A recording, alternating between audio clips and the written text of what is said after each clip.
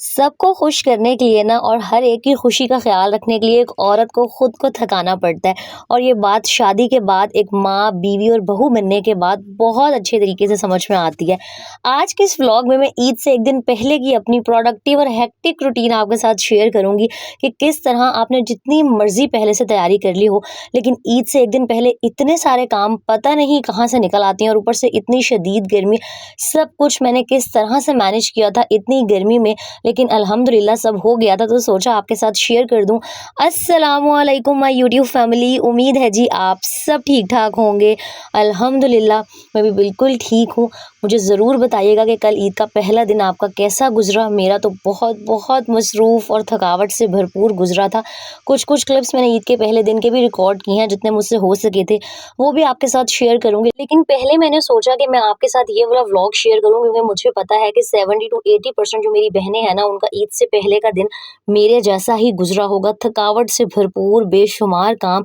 तो बस मैंने ना सबसे पहले उठते साथ ही मशीन ऑन कर दी थी, क्योंकि मुझे था कि ईद के जो 2 से 3 दिन हैं बहुत बिजी होंगे। और बड़ी ईद यकीन करें छोटी ईद से ज़्यादा बिजी होती है। एक तो गोश्त का काम, ऊपर से इतनी इतनी शदीद गर्मी।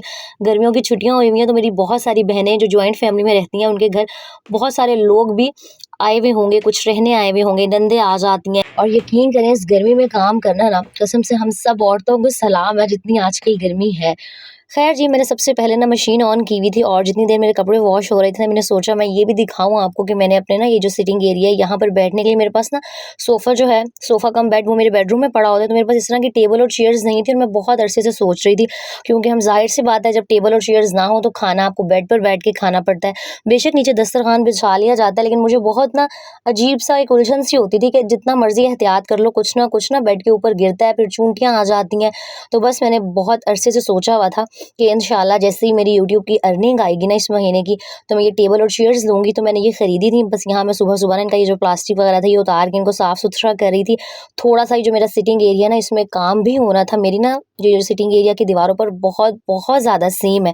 तो अगर आपके घर भी सेम का इश्यू है ना, तो इस व्लॉग को एंड तक देखिएगा। मैं आपके साथ एक बड़ा बजट फ्रेंडली सा तरीका शेयर करूँगी। पहले भी मैंने बताया था, तो सेम से आपकी बहुत ही कम पैसों में ना जान छूट जाएगी। खैर जी, टेबल और कुर्सियों की वजह से ना नाश्ता करने में, लंच करने में, डिनर करने में काफ़ी आसानी हो गई है। और मुझे इतनी खुशी हो रही होती है ना जब मैं अपने खुद के पैसों से अपने घर के लिए कोई ना कोई चीज़ खरीदती हूँ। मतलब अल्हम्दुलिल्लाह मेरे हस्बैंड भी पूरा मुझे सपोर्ट कर रहे होते हैं, लेकिन वही बात है ना, जब एक औरत अपने पैसों से कोई चीज़ खरीदे, चाहे वो छोटी सी 100 रुपए 200 रुपए की भी हो ना, तो उसकी जो खुशी है वो नेक्स्ट लेवल होती है। और यकीन करें इतने सारे काम थे, मुझे समझ नहीं आ रहा था कि मैं तो हफ्ते से तैयारियां कर रही थी, डीप क्लीनिंग वगैरह सब कुछ हुई हुई थी, लेकिन वो होता है ना छोटे छोटे काम रह जाते हैं। तो आज मेरे माइंड में कोई प्लान नहीं था, कोई लिस्ट नहीं थी, बस मुझे जो काम नज़र आ रहा था ना मैं करती चली जा रही थी। तो अक्सर ऐसे भी होता है कि आप जितने मर्जी समझदार हो जाओ, कुछ दिन आपके ऐसे ही होते हैं कि आपको बगैर प्लानिंग के ना बस वो चल सो चल वाला हिसाब करना पड़ता है। तो मैंने ना ये साइड टेबल के ऊपर एक टोकरी सी रखी हुई है, क्योंकि अगर आपके घर में बच्चे हों, बच्चे ना भी हों, तो मर्द हजरात भी एक बच्चा ही होते हैं। वो इतना ज़्यादा जो है ना फैलावा कर रहे होते हैं।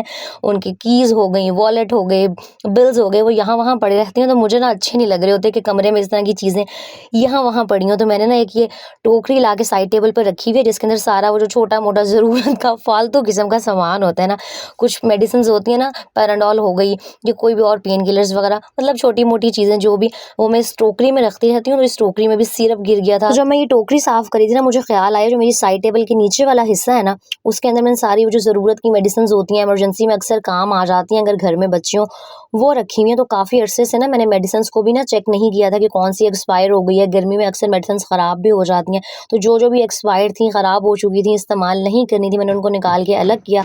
और मैंने मेडिसिन के लिए ना एक प्रॉपर सी, ये मैंने 100 रुपये या 200 रुपये का ऑर्गेनाइज़र ख़रीदा था। अच्छा यकीन करिए, अगर आप चाहती हैं ना आपका घर मेसी ना हो, तो हर चीज़ के लिए एक प्रॉपर जगह लाजमी आपके घर में होनी चाहिए।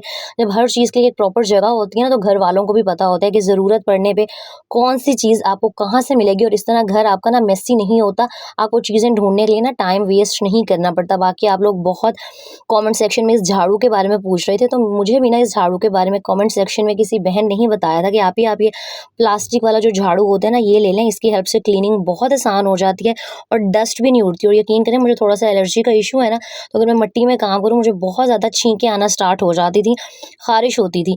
तो जब से मैंने ये लिया तो मिट्टी काफ़ी कम उड़ती है और दूसरा ये सफाई बहुत अच्छे तरीके से कर देती है। ये किसी भी अच्छे डिपार्टमेंटल स्टोर से, जहाँ से आप ग्रोसरी वगैरह लेती हैं ना, वहाँ से आपको ये प्लास्टिक की झाड़ू मिल जाएगी और ये 350 या 400 रुपए की है। उसके बाद खैर मैं आ गई थी किचन में और ये एक दिन पहले के क्लिप्स हैं जब मैंने आपके साथ वो आउटिंग व्लॉग शेयर किया था जिसमें हम प्लेलैंड गए थे। तो उस दिन ना मैंने गोश्त को गला के रख लिया था। आजकल जितनी गर्मी पड़ रही है ना, स्पेशली अब जैसे ये ईद के दिन है, आई गई रहेगी, मेहमान आए हुए होंगे, कोई भी घर में आया हो, तो कोशिश करें कि सुबह सुबह या जब भी आपको टाइम मिले, जब थोड़ा सा ठंडा टाइम हो, आप गोश्त को ना इस तरह गला के कुकर में रख लिया करें।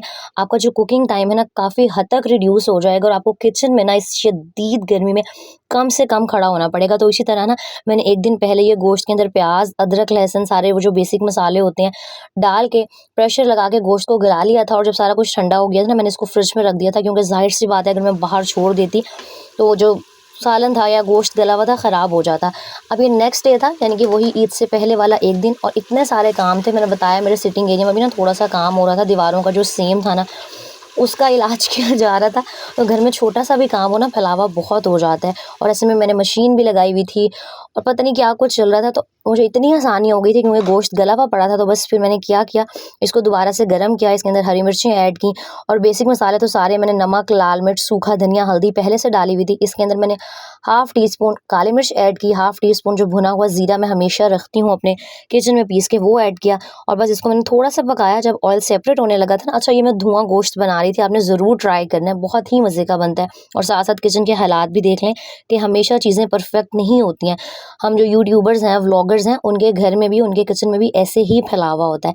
अच्छा, जब 2 से 3 मिनट लगे थे, ऑयल सेपरेट हो गया था, मैंने कोयला दहका के ना इस तरीके से रख दिया था। और साथ में इस पॉइंट पे ना आप इसके अंदर थोड़े से प्याज कट करके और टमाटर भी ऐड कर सकते हैं। और कुर्बानी के गोश्त से, बीफ से, मटन से आप ये मज़ेदार सा धुआं गोश्त ज़रूर बना के ट्राई कीजिएगा, इतना मज़े का लगता है। सिंपली बस आपने पहले गोश्त को गला लेना है, उसके बाद वही काली मिर्च और ज़ीरा ऐड करना है, प्याज और टमाटर डालने हैं और साथ में इसको ना कोयला दहका के अच्छे से आपने ढक के 10 से 12 मिनट के लिए स्मोक आउट, यानी कि धुआं दे देना है। तो इसके अंदर बड़ी अच्छे से ना धुएँ की खुशबू आएगी, टेस्ट आएगा और ये बहुत ही मज़े का बनता है। बहुत सिंपल भी है और ना जो आम हम कढ़ाई बनाते हैं उससे बिल्कुल हट के इसका टेस्ट होता है। तो ये धुआं गोश्त की बहुत ही आसान सी रेसिपी है। इस गर्मी में जितनी आसान रेसिपीज़ आप ट्राई कर सकते हैं ना, करें, ताकि आप ना सुकून से, खैर सुकून तो नहीं हो सकता, लेकिन हाँ, जितनी जल्दी किचन का काम हो जाए ना उतना ही अच्छा है। मैंने फटाफट से हांडी रेडी की, साथ साथ मैंने रोटियां भी बनानी थी। तो मैंने सोचा कि पहले ना थोड़ा से किचन के हालात सुधार लूँ, क्योंकि किचन इतना ज़्यादा मेसी हुआ था। सुबह के बाद से मुझे टाइम ही नहीं मिल सका था कि मैं नाश्ते के बर्तन वॉश करूँ और सारे काम शाम समेटूँ। तो बस यहाँ मैं फटाफट से ना थोड़ा जो किचन था उसको क्लीन करी थी कि रोटियां बनाने की एटलीस्ट जगह बन जाए। और साथ ही साथ मैं सोच रही थी कि जब हम छोटे होते थे ना, हमारी जो अम्मियां हैं वो भी इसी तरीके से काम किया करती थी, लेकिन तब हमें शायद एहसास नहीं होता था। खैर, मैं आगे चल के इस टॉपिक पे बात करती हूँ। चेक करें, मेरे ना बरामदे में वही जो सिटिंग एरिया है मेरा, वहाँ की 2 दीवारों पर इस तरह मैंने ग्रेस वॉल कराया था, क्योंकि बहुत सेम था। अगर आपको ग्रेस वॉल के बारे में नहीं पता तो हस्बैंड से पूछ लीजिएगा, घर में जो भी मर्द हजरात हैं उनसे पूछ लीजिएगा, ये आपको कहीं से भी आसानी से ग्रेस वॉल का एक पैकेट मिल जाता है। और इसको पानी में और ग्लू के साथ मिक्स करके अगर आप दीवारों पे लगवा लेंगी ना, तो सारे सेम से आपकी जान छूट जाएगी। पहले 2 दीवारों पे सेम था, फिर अब बाकी की ये 2 दीवारों पर भी आ गया था। तो 2 दीवारों पे मैंने थोड़ा सा लाइट कलर करवाया था, तो मैंने सोचा कि जो बाकी की 2 है ना उनको डार्क करवा देती हूँ। ये चेक करें, इस तरह का सेम था। अभी भी जहाँ मैंने गैलरी में अलमारी रखी हुई है ना, इस तरह से वहाँ मुसलसल पेंट गिरता रहता है। एक तो बुरा इतना लग रहा होता है, दूसरा इतनी उलझन हो रही होती है इंसान के कपड़ों पे, कभी लग रहा होता है, कभी कहाँ लग रहा होता है, सफाई करने में अलग मसला हो रहा होता है।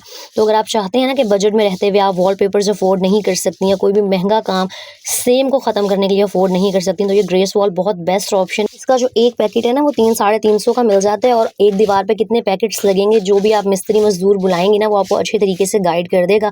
तो 1000-1200 में, बल्कि कम में ही आपकी एक दीवार ना इससे आसानी से कवर हो जाएगी और सेम से आपकी जान छूट जाएगी। बाकी कुछ बहनें मुझे कह रही थी, जब मैंने लास्ट टाइम इसके बारे में बताया था कि ये ख़राब हो जाता है, तो भाई मेरे तो 3-4 महीने से लगा हुआ है, ना ही उतरता है ना ही कोई ख़राब हो रहा है, और दूसरा सेम से जान छूट जाती है, वरना सेम लिटरली दीवारों पे बहुत बुरा लग रहा होता है। खैर, सारा यहाँ पर काम शाम हो गया था, तो मैं यहाँ की ना झाड़ू देने लग गई थी कि जितना मैं खिला रहा और गंद है साथ साथ समेट लूँ उतना अच्छा है, क्योंकि जाहिर सी बात है मुझे था कि मैं अपनी सेल्फ केयर के लिए भी थोड़ा बहुत टाइम ना निकाल सकूँ। और मैं आपसे बात करी थी ना कि जब हम छोटे होते थे बचपन में हमें लगता था कि सारे घर के काम खुद ही हो जाते हैं, सफाई भी खुद ही हो गई, खाना भी खुद से बन जाता है।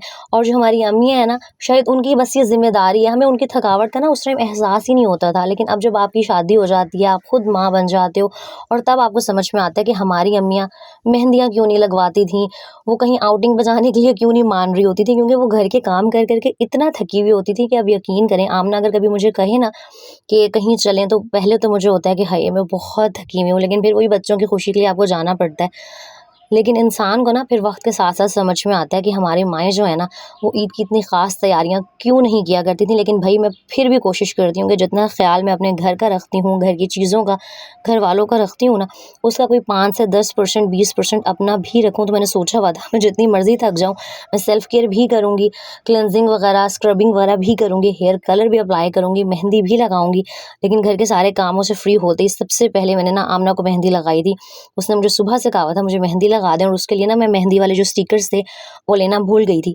उसको जी मैंने मेहंदी अप्लाई कर दी थी, और यहाँ पर किचन को समेटते-समेटते मुझे लिटरली मगरिब का टाइम हो गया था। मतलब सुबह से मैं लगी हुई थी, बीच-बीच में ज़ाहिर-सी बात है और भी 50 काम निकल रहे थे, कभी कुछ कर लो, कभी कुछ कर लो, लेकिन वही बात है, व्लॉग में मैं सब कुछ नहीं दिखा सकती।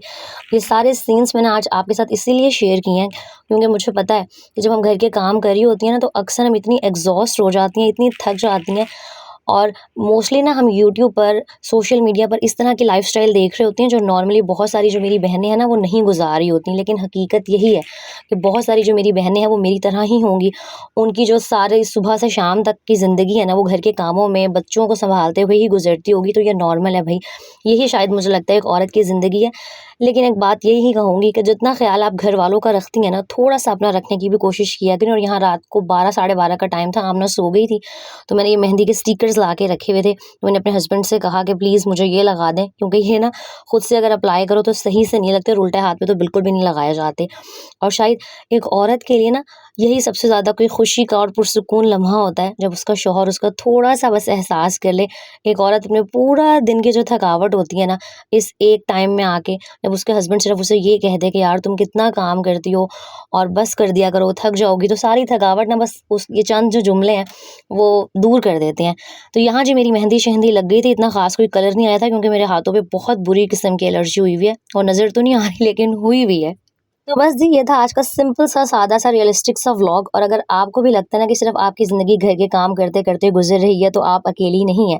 वीडियो अच्छी लगी हो तो लाइक, कमेंट एंड शेयर कर दीजिएगा। अपना बहुत सारा ख़्याल रखिएगा। नेक्स्ट ईद का व्लॉग शेयर करूँगी। टिल देन अल्लाह हाफ़िज़।